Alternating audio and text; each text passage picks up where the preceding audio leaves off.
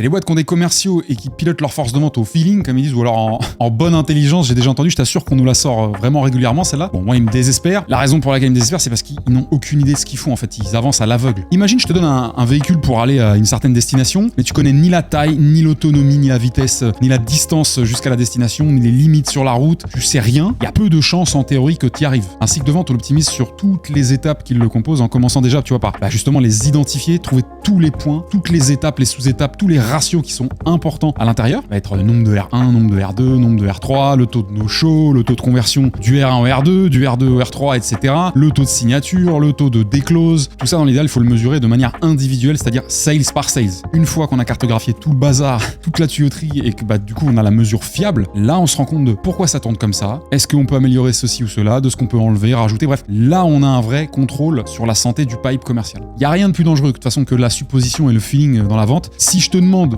pourquoi tu as eu que 39 sur 50 à ton examen du code de la route, peu importe, tu vas me répondre, j'ai eu 39 bonnes réponses, 11 mauvaises, voici lesquelles, et automatiquement tu sauras sur quoi diriger tes efforts, ta révision, ton attention. Et c'est pareil avec un cycle de vente. En jonglant un peu avec les chiffres, tu verras, on réalise que parfois il y a certains leviers qu'on a sous le nez, mais on réalise pas du tout qu'ils peuvent avoir un impact vraiment important sur les résultats. Par exemple, tu vas avoir le taux de no-show. Tout le monde connaît ce mot-là, mais très peu savent que s'il est un petit peu élevé, tu vois, sur un cycle de vente avec plusieurs commerciaux qui tournent bien et qui ont des bons taux de conversion, tu le réduis de quelques points, tu vois, en appliquant 2-3 méthodes simples pour le limiter, ça provoque instantanément une hausse du CA.